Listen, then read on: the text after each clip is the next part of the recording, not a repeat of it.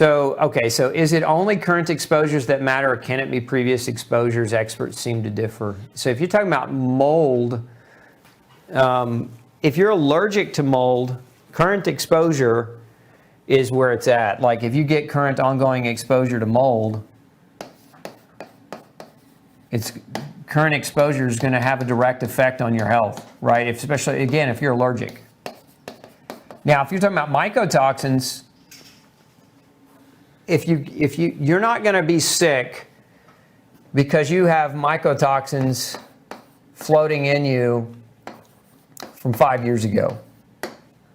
So it depends on which one you're talking about. So mycotoxins, most of them have a half-life of about 30 days, give or take.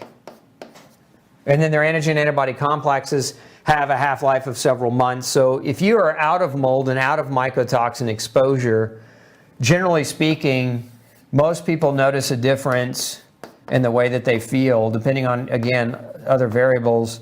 But anywhere between 2 and 3 months, we start seeing, a pretty good change. But let's say you were in mold 5 years ago and you've been out of mold for 5 years.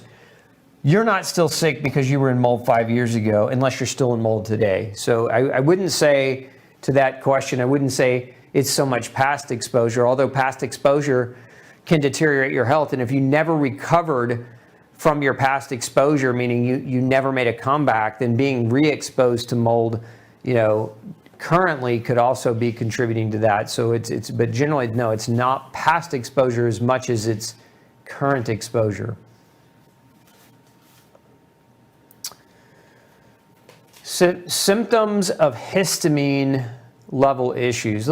Linda, I'm going to put a link up for you in the feed on histamine. I did an entire hour and a half on histamine. I don't want to give you too little information. I'll give you a solid clip of information that you can go back and access. So look for that in your feed.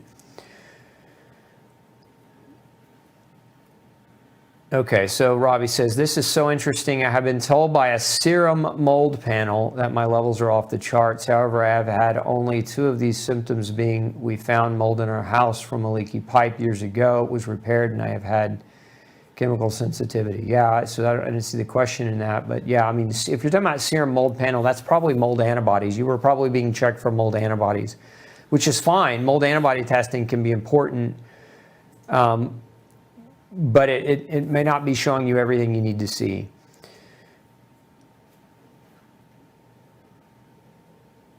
Can you recommend some good mycotoxin aflatoxin tests for people to have done? I mean, there's several different companies that'll do it. Probably one of the best is Real Time Labs here in Texas, just for accuracy's sake. You also have to, around those types of tests, sometimes you can get a false negative, even on that one. Sometimes they need to be done under provocation. So provoking mycotoxins out of you sometimes is necessary to find a positive result. Does ibuprofen increase histamine? No, ibuprofen damages the GI tract, potentially making you more susceptible, but doesn't increase histamine directly. You may have had a negative reaction to ibuprofen for other reasons, but no, it's not generally something that causes a histamine storm. Now, you can get it in some of people that take ibuprofen that are contaminated with gluten. I've seen that be the case if you're incredibly allergic to the fillers in the ibuprofen. Does mold cause CIRS? CIRS. Every doctor tells me I'm chronically inflamed, but they can never tell me why. Mold can, Amanda. So CIRS, for those of you, maybe some of you have never heard that term. It stands for chronic inflammatory response syndrome, and it's kind of a generic term.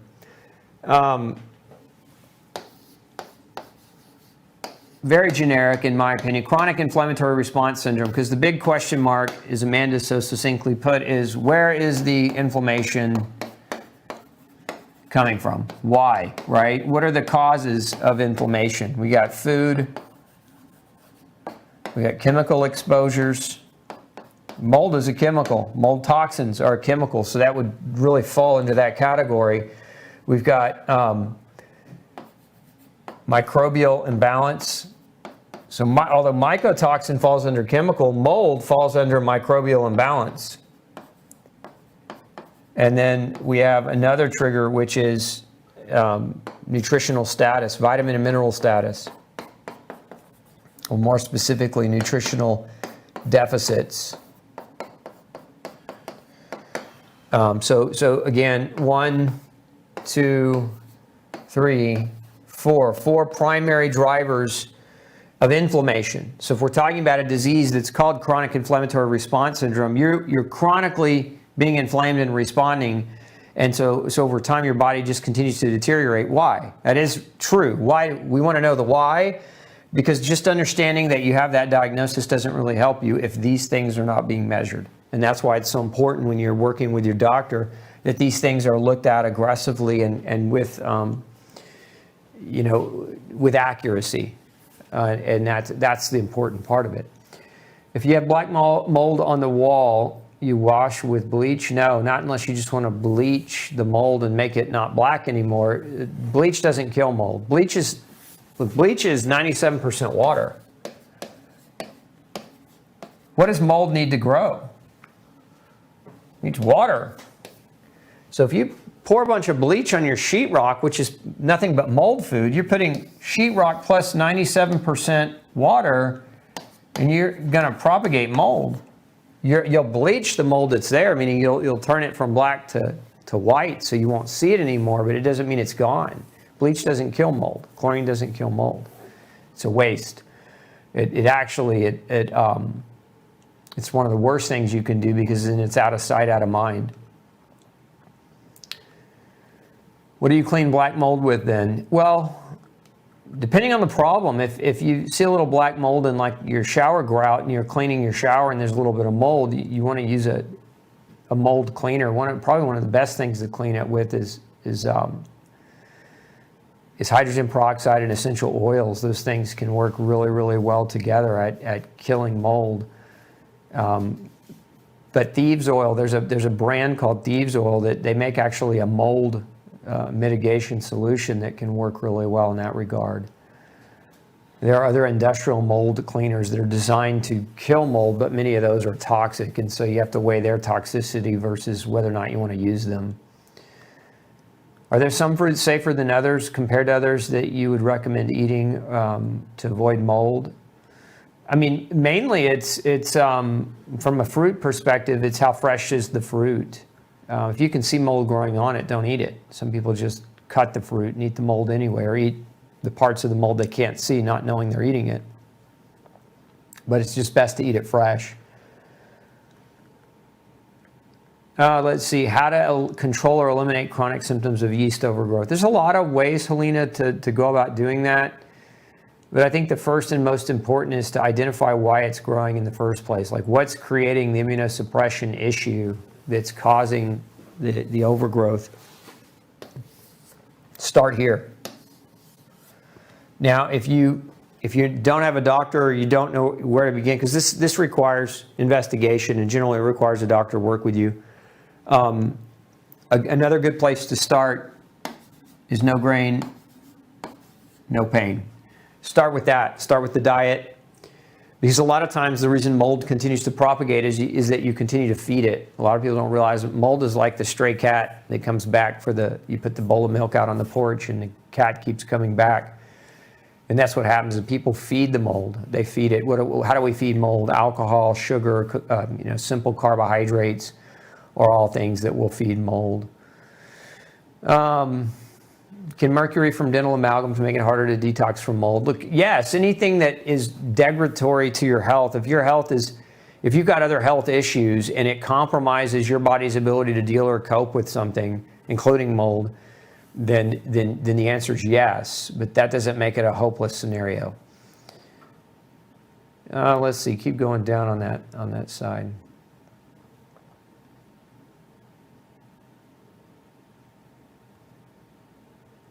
Yeah, so go back up just a little bit. Claire's saying, I have no allergy symptoms, just severe fatigue, keeping me in bed and affecting my knees. Never had joint pain before.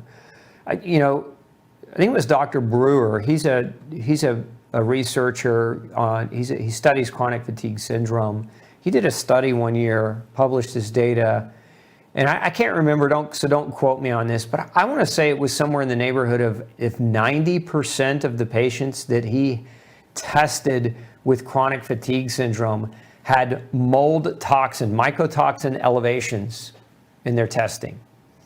So that would be something to think about if you're struggling with chronic fatigue. It's one of those that I've seen very, very similar. As a lot of people I've seen with chronic fatigue, generally they have mycotoxicosis, which is part of their problem.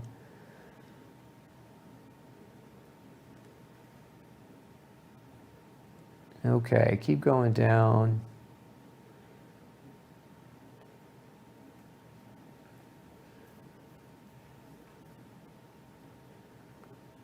Can mold lead to hypermobility? Well, there's a condition called Ehlers-Danlos, and I've seen cases where people had gluten exacerbated it, mold exacerbated it, heavy metal exacerbated it, but I don't know that it necessarily is the cause of that. It's just one of those things I think that can contribute to making it worse.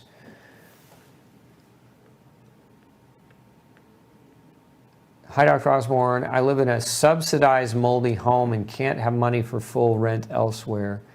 What can I do to prevent this mold to continue deteriorating my health? Angeline, I feel for you, but you got to get out of the mold. There's only one solution to mold, and that's get out of it. There's no amount of detoxification. There's no amount of air purification or, essential oil diffusion or any other trick, liver detox pill, anything, nothing is going to stop the mold from deteriorating your health if you're living in it. You can't, imagine, it's like a fish swimming in a poisoned fish tank. They're not going to be healthy. You can feed them organic food. You can give them fish vitamins. They're going to be sick because they're swimming in poison. If you live in a poisonous environment, you're going to stay poisoned. And that's where, you've got to find a way to get yourself out of there as soon as you can. Is there a connection between toxic mold and cancer? Absolutely, beyond a shadow of a doubt, yes. We're certain of that. Molds cause cancer.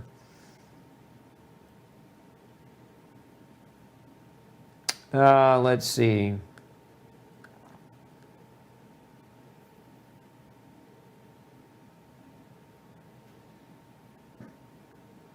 We have 2 HEPA filters. Is that enough to control the effects of mold? I live in an old rental. Moving isn't an option. So not if you have mold. Look, a HEPA is not going to stop mold. The only thing that's going to stop mold is doing a full-blown remediation. You have to stop it for the reason. Why does mold grow? So very simply put, mold grows because you get moisture and food. These 2 things, mold grows. If you don't solve for the moisture and the food, then you're not going to solve the problem.